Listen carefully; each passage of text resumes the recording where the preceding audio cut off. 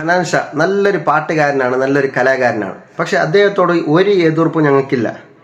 ഏതായിരുന്നാലും ആഷിഖ് ദാരിമി ഉസ്താദ് ഹനാൻ ഷായെ പരാമർശിച്ചുകൊണ്ടുള്ള ഒരു പ്രസംഗം നടത്തി. അപ്പോൾ ആഷിഖ് ദാരിമി ഉസ്താദിന് എതിരായിട്ട് കുറേ ആൾക്കാർ ട്രോൾ ചെയ്യാനും അദ്ദേഹത്തെ വഷളാക്കാനും സോഷ്യൽ മീഡിയകളിൽ തരംഗമായി കൊണ്ടിരിക്കുന്ന ചില ആളുകൾ കടന്നു വന്നു. ഉസ്താദ് പറഞ്ഞതിൽ യാതൊരു തെറ്റില്ല. ഉസ്താദ് പറഞ്ഞത് 100% ശരിയാണ്. അത് ദീനിന്റെ കാര്യം പറയേണ്ട സ്ഥലത്ത് വെച്ച് ഉസ്താദ് പറഞ്ഞു. അപ്പോൾ ചില ആളുകൾക്ക് അതിലൊക്കെ ചൊരിച്ചിലൊക്കെ പിടിച്ച് ചെയ്തായിരുന്നാലും ആ വിഷയത്തിലേക്ക് ഞാൻ കടക്കുന്നില്ല. ഇസ്ലാം നിഷിദ്ധമാക്കിയതാണ് ഗാനമേളകൾ, മാപ്പിളപ്പാട്ടുകൾ. ആഖിർ അടയാളത്തിൽപ്പെട്ടതാണ് ഗാനമേളകൾ. അധികരിച്ചു വരുന്ന കാലം വരും. അപ്പോൾ നിങ്ങൾ ഖിയാമത്ത് നാൾ പ്രതീക്ഷിച്ചോളൂ. വയക്സുറു സിന അധികരിക്കുന്ന കാലം, വയക്സുറുൽ ഖംർ കള്ളുകുടി അധികരിക്കുന്ന കാലം, അതുപോലെ തന്നെ വയക്സുറു നിസ സ്ത്രീകൾ അധികരിച്ചു വരുന്ന കാലം. ആ സമയത്തെല്ലാം നിങ്ങൾ എന്താക്കണം? ഖിയാമത്ത് നാൾ പ്രതീക്ഷിക്കണമെന്ന് നബി സല്ലല്ലാഹു അലൈഹി വസല്ലം തങ്ങൾ പറഞ്ഞിട്ടുണ്ട്. അപ്പോൾ ഇന്നലെ കാസർഗോഡിൽ എന്താണ് നടന്നത്? കാസർഗോഡിൽ ഇന്നലെ നടന്ന ഈ പരിപാടി അത് ശരിയാണോ തെറ്റാണോ? ഓരോരുത്തരും സ്വന്തം ബുദ്ധി കൊണ്ട് ചിന്തിച്ചു നോക്കുക.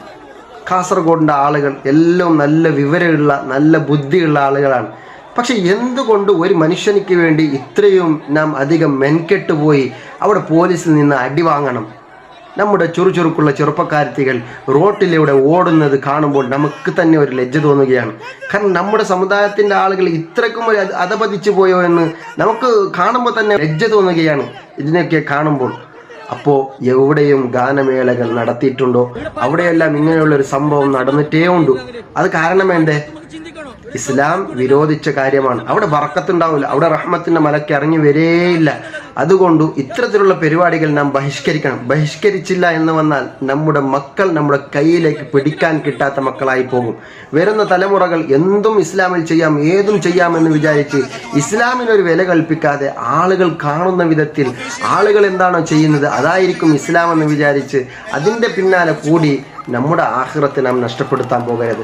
അതുകൊണ്ട് ഓരോ ആളുകളോടും ഓരോ വീട്ടമ്മയോടും വീട്ടുവാപ്പയോടും പറയാനിരിക്കുന്നത്, നമ്മുടെ മക്കൾക്ക് നാം ഇസ്ലാമികമായ പാരമ്പര്യം പഠിപ്പിച്ചു കൊടുക്കണം. എന്നാലേ നമ്മുടെ മക്കൾ നാം മരിച്ച സമയത്ത് നമുക്ക് എന്തെങ്കിലും ചെറിയ ഉപകാരം ചെയ്യാൻ വേണ്ടി ആ മക്കൾ കിട്ടും. ഓക്കെ.